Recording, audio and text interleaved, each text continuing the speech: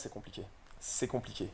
C'est compliqué. Après, le truc, c'est que il y a eu le fameux Fiafat, hein, qui retrace un peu le parcours des premiers combattants européens en Thaïlande.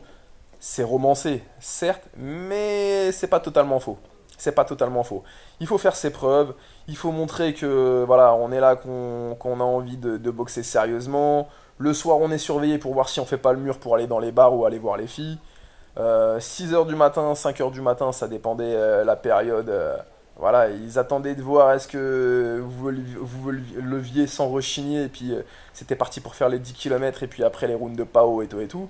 Non, non, il y a quand même une mise à l'épreuve où on nous regarde et tout, et puis j'ai vu à l'époque des boxeurs se faire, allez, pour parler direct, se faire dégager du camp.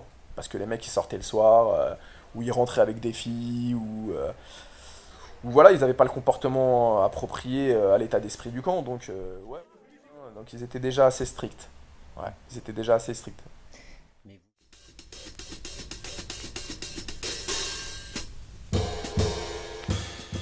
Ah non, moi au Singpatong, alors Pisak, qui est le propriétaire du Singpatong, d'accord, et parce qu'il y a Noom Noy qui est maintenant l'entraîneur en chef et qui est associé avec Pisak.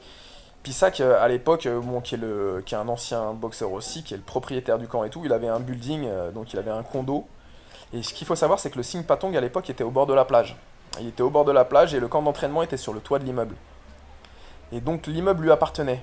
Et il y avait des chambres. Et les Thaïs vivaient dans les chambres et nous, les boxeurs européens aussi, on vivait dans les chambres. Donc on avait chacun notre chambre. Lui, donc Pisak, avait son appartement qui était en bas de l'immeuble. Donc quand tu descends, il te voit. Quand tu rentres, il te voit. Donc il n'y avait pas d'entourloupe possible. Et le matin, il montait, il toquait à toutes les portes des boxeurs et on montait là-haut, soit pour s'entraîner, soit pour partir courir. Et ça, c'était comme dans tous les camps maintenant encore, c'est 2 fois par jour.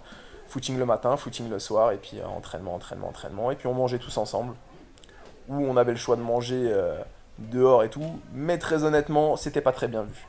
Voilà.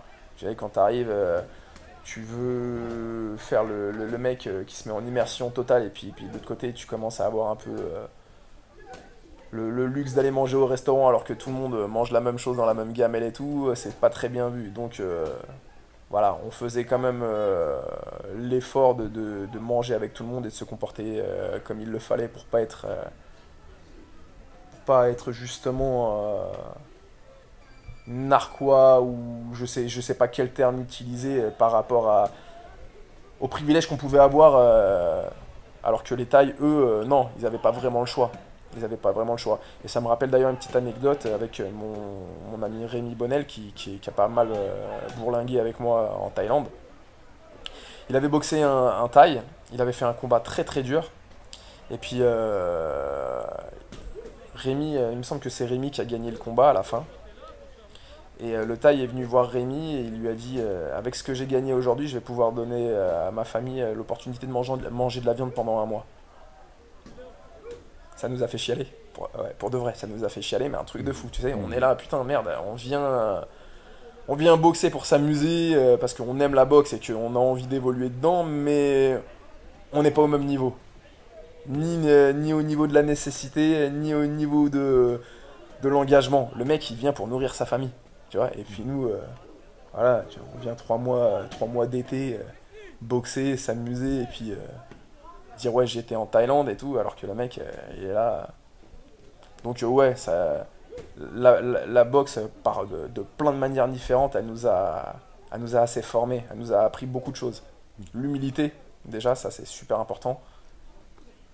Le respect des partenaires d'entraînement, des règles,